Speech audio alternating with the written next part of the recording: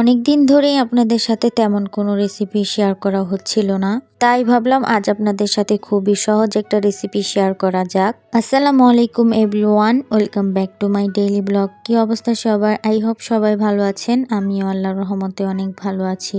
So আজকে আমি বানাবো রেস্টুরেন্ট স্টাইলে chicken donut.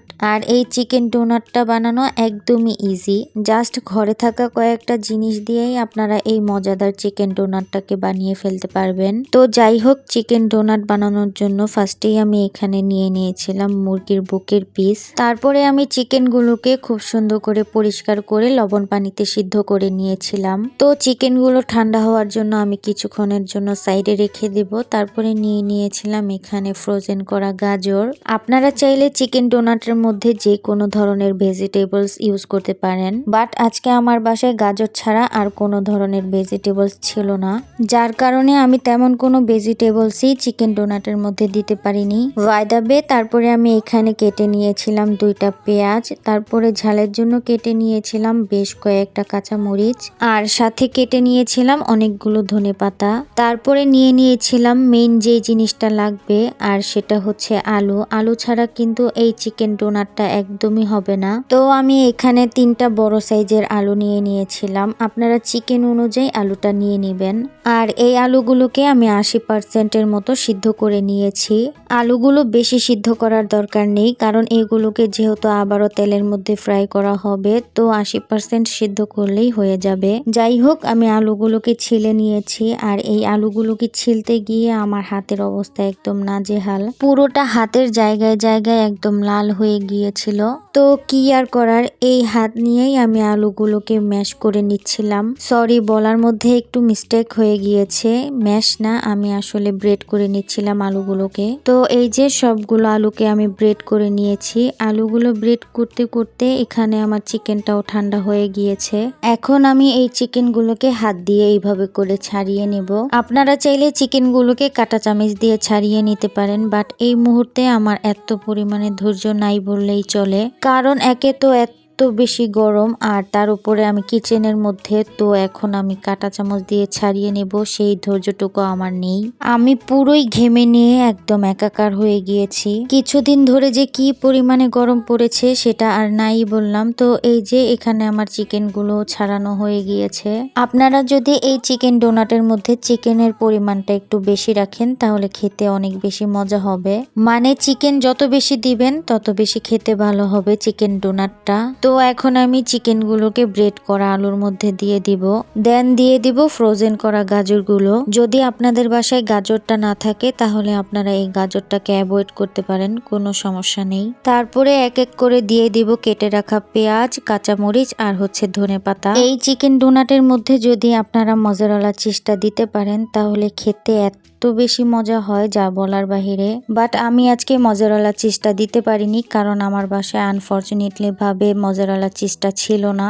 By the way, তারপরে দিয়ে দিয়েছিলাম 1/2 চামচের মতো গোলমরিচের গুঁড়া, দেন দিয়ে দিয়েছিলাম পরিমাণ মতো লবণ। আর এই লবণের পরিমাপটা বললাম না, কারণ এটা আপনাদের টেস্ট অনুযায়ী দিয়ে দিবেন।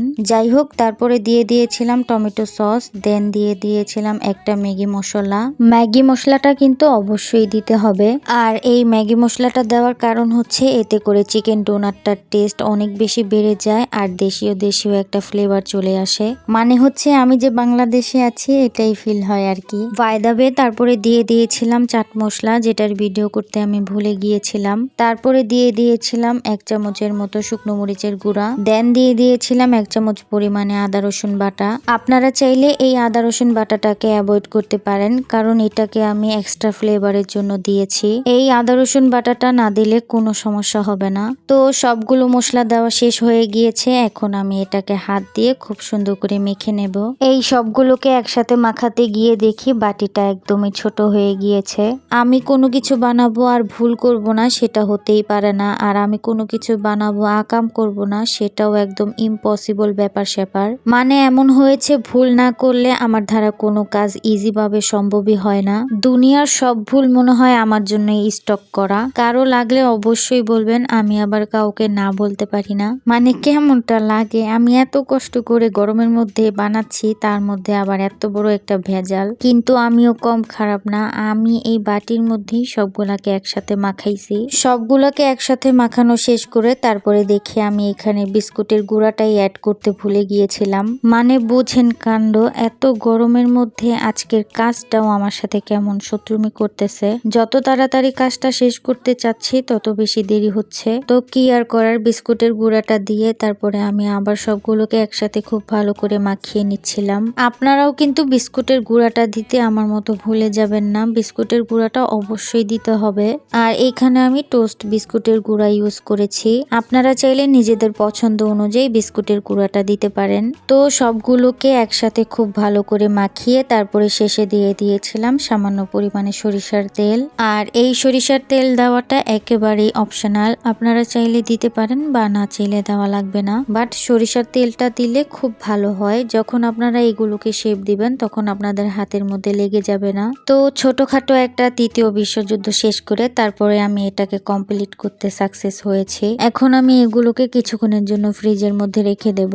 আপনারা যদি চান তো সাথে সাথেই এই চিকেন ডোনাটগুলোকে ফ্রাই করে নিতে পারেন। আমি প্রায় 20 মিনিটের মতো এগুলোকে ফ্রিজের মধ্যে রেখে দিয়েছিলাম। এখন আমি এইগুলোকে খুব সুন্দর করে ডোনাট শেপ দিয়ে নিব। তার জন্য আমি প্রথমেই কিছুটা মশলা হাতে নিয়ে তারপর গোল গোল ঘুরিয়ে এরপরে গোলের মধ্যে আঙ্গুল দিয়ে ছোট্ট একটা গর্ত করলেই হয়ে যাবে চিকেন ডোনাট। তো সেম প্রসেসিং ভাবেই আমি এক এক করে সবগুলোকে ডোনাট শেপ দিয়ে নিয়েছিলাম।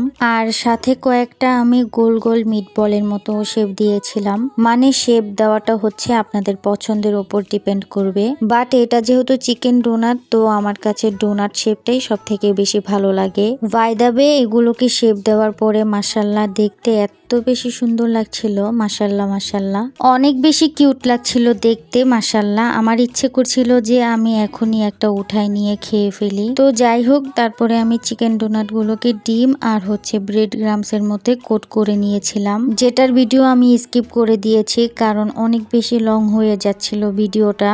ডিম আর ব্রেড গ্রামস দিয়ে কোট কিভাবে করতে হয় আমার জানা মতে সবাই কম বেশি এটা জানেন। সো আই হোপ ভিডিওটা স্কিপ করে দেওয়ার কারণে কারো কোনো প্রবলেম হবে না। ফাইনালি এখন আমি চিকেন ডোনাট গুলোকে ভাজবো। তার জন্য প্রথমেই আমি একটা ফ্রাই প্যানের মধ্যে অনেকগুলো তেল ঢেলে নিয়েছিলাম। তেলটা মোটামুটি গরম হওয়ার পরে বিসমিল্লাহ বলে এক এক করে চিকেন ডোনাট গুলোকে ভাজার জন্য দিয়ে দিচ্ছিলাম।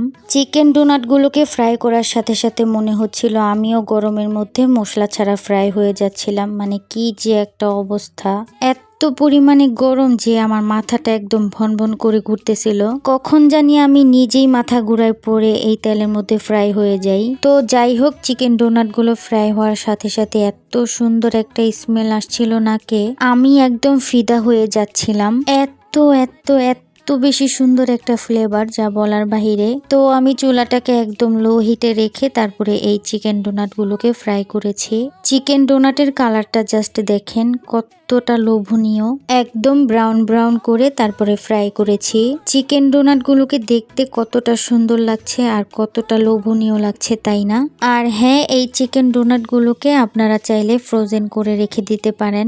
যদি আপনারা ফ্রোজেন করতে চান তাহলে আপনাদেরকে কাঁচা পেঁয়াজের জায়গায় এখানে পেঁয়াজের বেরেস্তাটা ইউজ করতে হবে। এই চিকেন ডোনাট গুলোকে প্রায় 2-3 মাসের মতো আপনারা ফ্রোজেন করে রাখতে পারবেন। বিকেল আর সন্ধ্যার নাস্তার জন্য এই চিকেন ডোনাটটা কিন্তু একদম পারফেক্ট। বাই দ্য ওয়ে কথা বলতে বলতে এখানে আমার চিকেন ডোনাট গুলো ভাজা হয়ে গিয়েছে। তো ফাইনালি গাইস আমি মিশন কমপ্লিট করতে পেরেছি। তো এটা হচ্ছে আমার চিকেন ডোনাটের ফাইনাল লুক। কেমন হয়েছে অবশ্যই কমেন্টে জানাবেন। আমি জাস্ট আপনাদেরকে একটু ভেঙে দেখাই।